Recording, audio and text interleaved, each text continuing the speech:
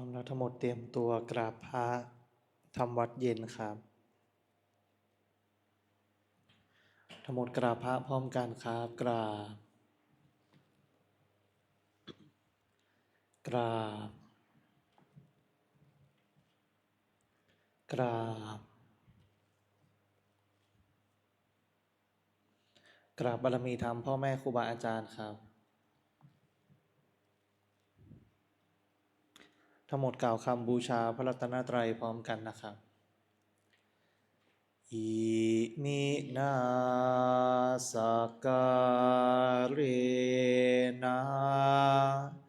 พุทธังอภิปูชยามะอิมินาสการเรนะธัมมังอภิปูชยามะอิมินาสการเรนะสังฆังอภิปูชยามะอะระหังสัมมาสัมพุทโธภควาพุทธังภควันตังอภิวาเทมิสวากขาโตภควตาธัมโมธัมมังนามัสสามิสุปฏิปันโนภควโตสาวกสังโฆสังฆังนะมามิเปิดหนังสือไปหน้าที่ 4ครับหันธรรมยังพุทธัสสะภะคะวะโตปุพพภาคณมะการังกาโรมาเซนะโมตัสสะภะคะวะโตอะระหะโตสัมมาสัมพุทธัสสะนะโมตัสสะภะคะวะโตอะระหะโตสัมมา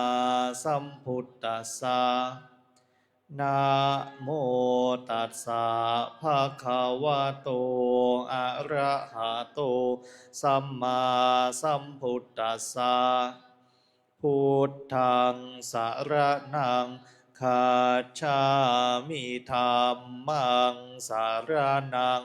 คัจฉามิสังฆังสรณังคัจฉามิทุติยมปิพุทธังสรณังคัจฉามิทุติยมปิธัมมังสรณังคัจฉามิทุติยมปิสังฆังสรณังคัจฉามิตติยมปิพุทธังสรณังคัจฉามิตติยมปิธัมมังสรณังคัจฉามิตติยมปิสังฆังสรณังคัจฉามิธรรมที่พระพุทธเจ้าทรงแสดงไว้เพื่อประโยชน์ของสัตว์โลกเป็นธรรมที่เห็นได้ยากยิ่งสำหรับธรรมที่จะกล่าวต่อไปนี้เป็นธรรมที่สามารถกระทำความสงบอันประเสริฐ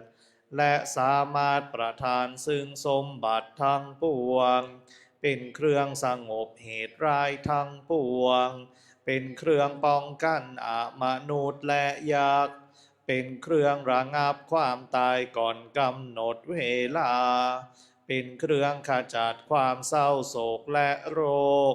เป็นเครื่องย่ำยีกำลังของข้าศึก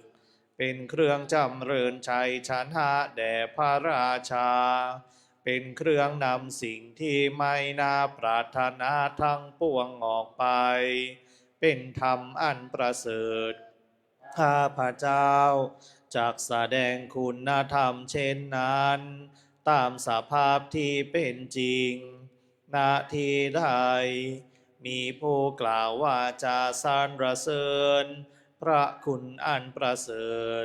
ของพระรัตนตรัยด้วยจิตที่เลื่อมใสณที่นั้นความสุขความสบายและความสวัสดีย่อมมีแก่ผู้นั้นตลอดกาลทุกเมื่อเปิดหนังสือไปหน้าที่8ครับหันธรรมยังปฏิจจสมุปาทาธรรมเมสุอิทัปปัจจยตาที่ธรรมปะทังพนามะเสอิทาภิกขเวอริยสาวโกปฏิจจสมุปปาทันเยวะสาธุกังโยนิโสมนาสิกโรติภิกษุทางหลายอริยสาวกในธรรมวินัยนี้ย่อมกระทำไว้ในใจโดยแยบคายเป็นอย่างดีซึ่งปฏิจจสมุปบาทนั้นเที่ยวดังนี้ว่าอิมัตสมิงสติอิตังโหติเมื่อสิ่งนี้มีสิ่งนี้ย่อมมีอิมัตสุปาทาอิทังอุปัชชติเพราะความเกิดขึ้นแห่งสิ่งนี้สิ่งนี้จึงเกิดขึ้นอิมัตสมิงอสติอิตังนะโหติเมื่อสิ่งนี้ไม่มีสิ่งนี้ย่อมไม่มีอิมัสสะนิโรธาอิทังนิรุจจติเพราะความดับไปแห่งสิ่งนี้สิ่งนี้จึงดับไปยะทิทังได้แก่สิ่งเหล่านี้คืออวิชชาปัจจยาสังขาราเพราะมีอวิชชาเป็นปัจจัยจึงมีสังขารทั้งหลายสังขาราปัจจยาวิญญาณังเพราะมีสังขารเป็นปัจจัยจึงมีวิญญาณวิญญาณปัจจยานามรูปังเพราะมีวิญญาณเป็นปัจจัยจึงมีนามรูปนามรูปปัจจยาสลายตานังเพราะมีนามรูปเป็นปัจจัยจึงมีสลายตนะสลายตนะปัจจยาภัสโสเพราะมีสลายตนะเป็นปัจจัยจึงมีผัสสะผัสสะปัจจยาเวทนาเพราะมีผัสสะเป็นปัจจัยเวทนาเป็นปัจจัยจึงมีตัณหาตัณหาปัจจยาอุปาทานังเพราะมีตัณหาเป็นปัจจัยจึงมีอุปาทานอุปาทานาปัจจยาภโวเพราะมีอุปาทานเป็นปัจจัยจึงมีภพภาวะปัจจยาชาติเพราะมีภพเป็นปัจจัยจึงมีชาติชาติปัจจยาชรามรณังโสกะปริเทวะทุกขโทมนัสสุปายาสาสัมภวันติเพราะมีชาติเป็นปัจจัยชรามรณะโสกะปริเทวะทุกขโทมนัสอุปายาสะทางหลายจึงเกิดขึ้นครบถ้วนเอวะเมตัสสะเกวลัสสะทุกขขันธัสสะสมุทัยโยโหติความเกิดขึ้นพร้อมแห่งกองทุกข์ทั้งสิ้นนี้ย่อมมีด้วยอาการอย่างนี้อวิชชายตะเววะอะเสสะวิราคะนิโรธาสังขาระนิโรโธเพราะความจางคลายดับไปโดยไม่เหลือแห่งอวิชชานั้นเทียวจึงมีความดับแห่งสังขารสังขาระนิโรธาวิญญาณนิโรโธ เพราะมีความดับแห่งสังขารจึงมีความดับแห่งวิญญาณวิญญาณนิโรธานามรูปะนิโรโธเพราะมีความดับแห่งวิญญาณจึงมีความดับแห่งนามรูปนามรูปะนิโรธาสาลายตนะนิโรโธเพราะมีความดับแห่งนามรูปจึงมีความดับแห่งสาลายตนะสาลายตนะนิโรธาผัสสะนิโรโธเพราะมีความดับแห่งสาลายตนะจึงมีความดับแห่งผัสสะผัสสะนิโรธาเวทนานิโรโธเพราะมีความดับแห่งผัสสะจึงมีความดับแห่งเวทนาเวทนานิโรธาตัณหานิโรโธเพราะมีความดับแห่งเวทนาจึงมีความดับแห่งตัณหาตัณหานิโรธาอุปาทานานิโรโธเพราะมีความดับแห่งตัณหาจึงมีความดับแห่งอุปาทานอุปาทานานิโรธาภาวะนิโรโธเพราะมีความดับแห่งอุปาทานจึงมีความดับแห่งภพภาวะนิโรธาชาตินิโรโธเพราะมีความดับแห่งภพจึงมีความดับแห่งชาติชาตินิโรธาชรามรณังโสกะปริเทวะทุกขโทมนัสสุปายาสานิรุชชันติเพราะมีความดับแห่งชาตินั่นแลชรามรณะโสกะปริเทวะทุกขโทมนัสอุปายาสะทางหลายจึงดับสิ้นเอวะเมตัสสะเกวลัสสะทุกขคันทัสสะนิโรโธโหติติความดับลงแห่งกองทุกข์ทั้งสิ้นนี้ย่อมมีด้วยอาการอย่างนี้ดังนี้เปิดหน้าต่อไปครับอันธรรมยังธรรมจักกัปปวัตนสุตตปทังพนามะเสข้าพระเจ้าพระอานนทเถระได้สดับมาแล้วอย่างนี้ว่าสมัยหนึ่งพระผู้มีพระภาคเจ้าเสด็จประทับอยู่ณป่าอิสิปตนมฤคทายวันเขตพระนครพาราณสีลำดับนั้นพระผู้มีพระภาครับสั่งเรียกพระปัญจวัคคีย์มาตรัสว่าดูก่อนภิกษุทั้งหลายที่สุดแห่งการกระทำสองอย่างนี้มีอยู่เป็นสิ่งที่บรรพชิตไม่ควรคล้องแวะเลยนี่คือการประกอบตนให้พัวพันอยู่ด้วยความใคร่ในกามทั้งหลายเป็นธรรมอันเลวเป็นของชาวบ้านเป็นของคนชั้นปุถุชนไม่ใช่ข้อปฏิบัติของพระอริยเจ้าไม่ประกอบด้วยประโยชน์เลยนี่อย่างหนึ่งอีกอย่างหนึ่งคือการประกอบการทรมานตนให้ลำบากเป็นสิ่งนำมาซึ่งทุกข์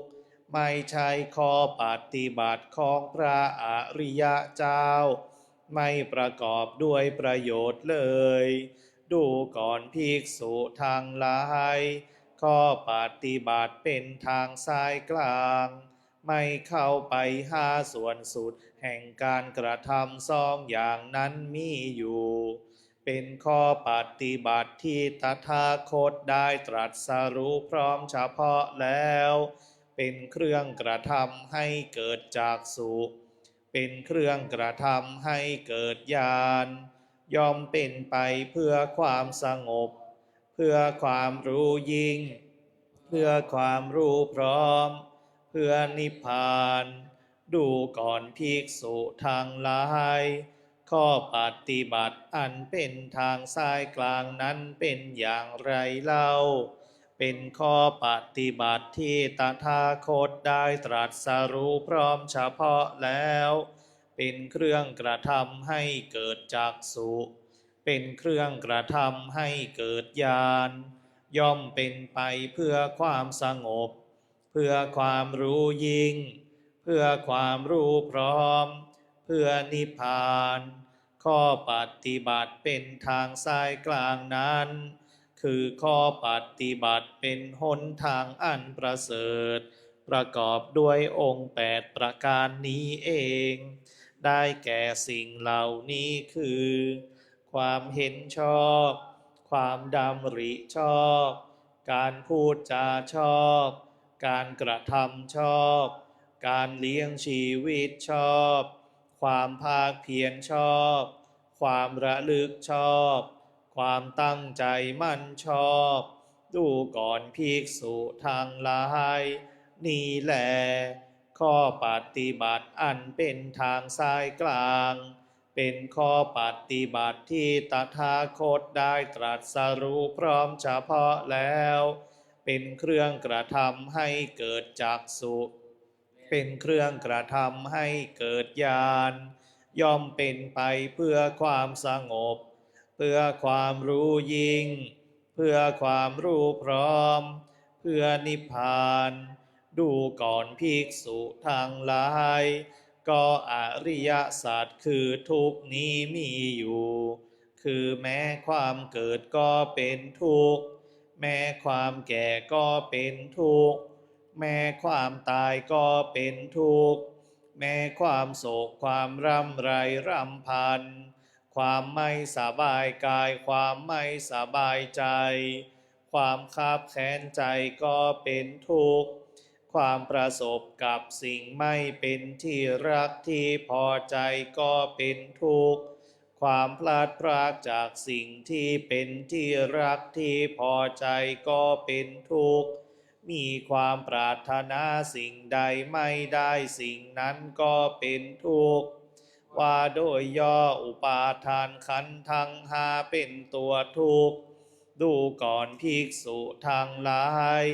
ก็อริยสัจคือเหตุให้เกิดทุกข์นี้มีอยู่นี่คือตัณหาอันเป็นเครื่องทำให้เกิดอีกอันประกอบอยู่ด้วยความกำหนัดด้วยอำนาจความเพลิดเพลินเป็นเครื่องทำให้เพลิดเพลินอย่างยิ่งในอารมณ์นั้นๆได้แก่ตัณหาคือตัณหาในกามตัณหาในความมีความเป็นตัณหาในความไม่มีไม่เป็นดูก่อนภิกษุทั้งหลายก็อริยสัจคือความดับไม่เหลือแห่งทุกข์นี้มีอยู่นี่คือความดับสนิทเพราะจางไปไม่เหลือของตัณหานั้นเองเป็นความสละทิ้งเป็นความสลัดคืนเป็นความปล่อยเป็นความทำให้ไม่มีที่อาศัยซึ่งตัณหานั้นดูก่อนภิกษุทั้งหลายก็อริยสัจคือข้อปฏิบัติที่ทำให้สัตว์ลุถึงความดับไม่เหลือแห่งทุกข์นี้มีอยู่นี่คือข้อปฏิบัติเป็นหนทางอันประเสริฐประกอบด้วยองค์8ประการได้แก่สิ่งเหล่านี้คือความเห็นชอบความดำริชอบการพูดจาชอบการกระทำชอบการเลี้ยงชีวิตชอบ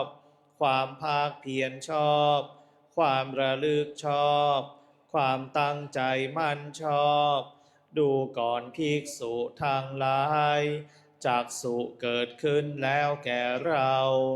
ญาณเกิดขึ้นแล้วแก่เราปัญญาเกิดขึ้นแล้วแก่เราวิชชาเกิดขึ้นแล้วแก่เราแสงสว่างเกิดขึ้นแล้วแก่เรา ในธรรมที่เราไม่เคยฟังมาแต่ก่อนว่า ก็อริยสัจคือทุกข์เป็นอย่างนี้อย่างนี้ ดังนี้ดูก่อนภิกษุทั้งหลายจักษุเกิดขึ้นแล้วแก่เราญาณเกิดขึ้นแล้วแก่เราปัญญาเกิดขึ้นแล้วแก่เราวิชาเกิดขึ้นแล้วแก่เราแสงสว่างเกิดขึ้นแล้วแก่เราในธรรมที่เราไม่เคยฟังมาแต่ก่อนว่า ก็อริยสัจคือทุกข์นั้นแลเป็นสิ่งที่ควรกำหนดรู้ดังนี้ดูก่อนภิกษุทั้งหลายจักษุเกิดขึ้นแล้วแก่เราญาณเกิดขึ้นแล้วแก่เราปัญญาเกิดขึ้นแล้วแก่เราวิชาเกิดขึ้นแล้วแก่เราแสงสว่างเกิดขึ้นแล้วแก่เราในธรรมที่เราไม่เคยฟังมาแต่ก่อนว่าก็อริยสัจคือทุกข์นั้นแหละเรากำหนดรู้ได้แล้วดังนี้ดูก่อนภิกษุทั้งหลายจักษุเกิดขึ้นแล้วแก่เราญาณเกิดขึ้นแล้วแก่เราปัญญาเกิดขึ้นแล้วแก่เราวิชาเกิดขึ้นแล้วแก่เราแสงสว่างเกิดขึ้นแล้วแก่เราในธรรมที่เราไม่เคยฟังมาแต่ก่อนว่าก็อริยสัจคือเหตุให้เกิดทุกข์เป็นอย่างนี้อย่างนี้ดังนี้ดูก่อนภิกษุทั้งหลายจักษุเกิดขึ้นแล้วแก่เราญาณเกิดขึ้นแล้วแก่เราปัญญาเกิดขึ้นแล้วแก่เราวิชาเกิดขึ้นแล้วแก่เราแสงสว่างเกิดขึ้นแล้วแก่เราในธรรมที่เราไม่เคยฟังมาแต่ก่อนว่าก็อริยสัจคือเหตุให้เกิดทุกข์นั้นแลเป็นสิ่งที่ควรละเสียดังนี้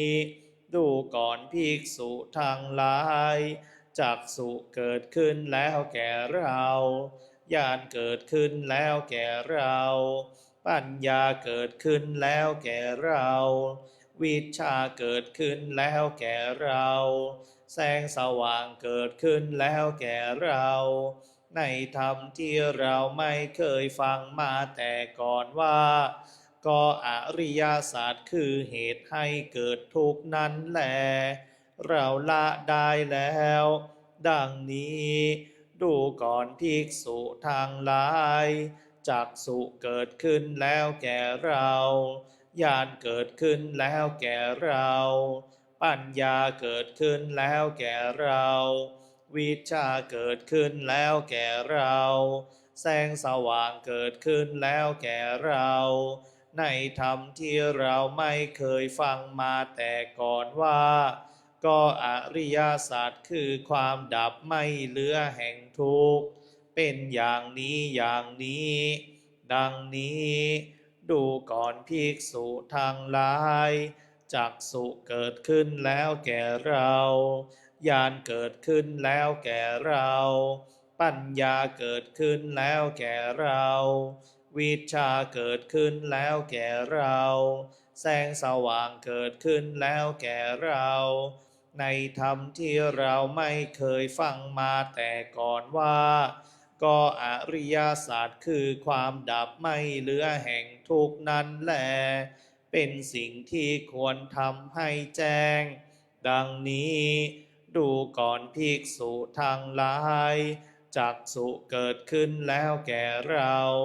ญาณเกิดขึ้นแล้วแก่เราปัญญาเกิดขึ้นแล้วแก่เราวิชาเกิดขึ้นแล้วแก่เราแสงสว่างเกิดขึ้นแล้วแก่เราในธรรมที่เราไม่เคยฟังมาแต่ก่อนว่าก็อริยสัจคือความดับไม่เหลือแห่งทุกข์นั้นแลเราทำให้แจ้งได้แล้วดังนี้ดูก่อนภิกษุทั้งหลาย จักสุเกิดขึ้นแล้วแก่เราญาณเกิดขึ้นแล้วแก่เราปัญญาเกิดขึ้นแล้วแก่เราวิชาเกิดขึ้นแล้วแก่เราแสงสว่างเกิดขึ้นแล้วแก่เราในธรรมที่เราไม่เคยฟังมาแต่ก่อนว่าก็อริยสัจคือข้อปฏิบัติที่ทำให้สัตว์รู้ถึงความดับไม่เหลือแห่งทุกข์เป็นอย่างนี้อย่างนี้ดังนี้ดูก่อนภิกษุทั้งหลายจักสุเกิดขึ้นแล้วแก่เราญาณเกิดขึ้นแล้วแก่เราปัญญาเกิดขึ้นแล้วแก่เราวิชาเกิดขึ้นแล้วแก่เราแสงสว่างเกิดขึ้นแล้วแก่เราในธรรมที่เราไม่เคยฟังมาแต่ก่อนว่าก็อริยสัจคือข้อปฏิบัติที่ทำให้สัตว์รู้ถึงความดับไม่เหลือแห่งทุกข์นั้นแลเป็นสิ่งที่ควรทำให้เกิดมีดังนี้ดูก่อนภิกษุทั้งหลายจักสุเกิดขึ้นแล้วแก่เราญาณเกิดขึ้นแล้วแก่เราปัญญาเกิดขึ้นแล้วแก่เราวิชาเกิดขึ้นแล้วแก่เราแสงสว่างเกิดขึ้นแล้วแก่เราในธรรมที่เราไม่เคยฟังมาแต่ก่อนว่าก็อริยสัจคือข้อปฏิบัติที่ทำให้สัตว์รู้ถึงความดับไม่เหลือแห่งทุกข์นั้นแลเราทำให้เกิดมีได้แล้วดังนี้ดูก่อนภิกษุทั้งหลายปัญญาเครื่องรู้เห็นตามเป็นจริงมีปริวัติสามมีอาการ12เช่นนั้นในอริยสัจทั้งสี่เหล่านี้ยังไม่เป็นของบริสุทธิ์หมดจดด้วยดีแก่เราอยู่เพียงใดดูก่อนภิกษุทั้งหลายตลอดการเพียงนั้นเรายังไม่ปฏิญญาว่าได้ตรัสรู้พร้อมเฉพาะแล้วซึ่งอนุตตรสัมโพธิญาณในโลกพร้อมทั้งเทวโลกมารโลกพรหมโลกในหมู่สัตว์พร้อมทั้งสามณพราหมณ์พร้อมทั้งเทวดาและมนุษย์ดูก่อนภิกษุทั้งหลายปัญญาเครื่องรู้เห็นตามเป็นจริงมีปริวัติสามมีอาการ12เช่นนั้นในอริยสัจทั้งสี่เหล่านี้เป็นของบริสุทธิ์หมดจดด้วยดีแก่เราดูก่อนภิกษุทั้งหลายเมื่อนั้นเราปฏิญญาว่าได้ตรัสรู้พร้อมเฉพาะแล้วซึ่งอนุตตรสัมโพธิญาณในโลกพร้อมทั้งเทวโลกมารโลกพรหมโลกในหมู่สัตว์พร้อมทั้งสามณพราหมณ์พร้อมทั้งเทวดาและมนุษย์ก็ญาณและทัศนะได้เกิดขึ้นแล้วแก่เราว่าความหลุดพ้นของเราไม่กลับกำเริบการเกิดนี้เป็นการเกิดครั้งสุดท้ายบัดนี้การเกิดอีกย่อมไม่มีดังนี้พระผู้มีพระภาคเจ้าได้ตรัสธรรมปริยายดังนี้แล้วภิกษุปัญจวัคคีย์ต่างมีใจยินดีชื่นชมภาสิทธิ์ของพระผู้มีพระภาคเจ้าก็แลเมื่อพระผู้มีพระภาคเจ้าตรัสไวยากรณ์นี้อยู่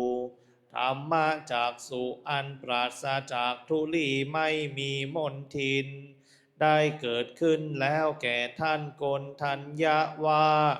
สิ่งใดสิ่งหนึ่งมีความเกิดขึ้นเป็นธรรมดาสิ่งนั้นทั้งมวลล้วนมีความดับเป็นธรรมดาก็ครั้งเมื่อพระผู้มีพระภาคเจ้าทรงประกาศธรรมจักรให้เป็นไปแล้วเหล่าภูมิเทวดาได้ส่งเสียงบันลือขึ้นว่า นันพระธรรมจักรอันยอดเยี่ยมพระผู้มีพระภาคเจ้าทรงประกาศให้เป็นไปแล้วณป่าอิสิปตนมฤคทายวันเขตเมืองพาราณสี อันสมณพราหมณ์เทวดามารพรหมหรือใครๆในโลกคัดค้านไม่ได้ดังนี้เปิดหนังสือหน้า89ครับชหายันโตโพธิยามุนเลสากายานังนันติวัตตาโนเอวังตวังวิจัยโยโหหิจัยยาสุจัยยามังคาอาปาราจิตตาปัลลังเกปัทวิโปคาเรอาภิเสเกสัพพพุทธานังอัคคปัตโตปะโมทาติสุนักขัตตังสุมังคาสุปะพาตังสุโหติตังสุขาโนสุโมโหโตจะสุยิตังพรัมจาริสุปาทักขีนังกายกรรมังวาจากรรมปาทักขีนังปาทักขีนังมโนกรรมังปานิทิเตปาทักขีนาปา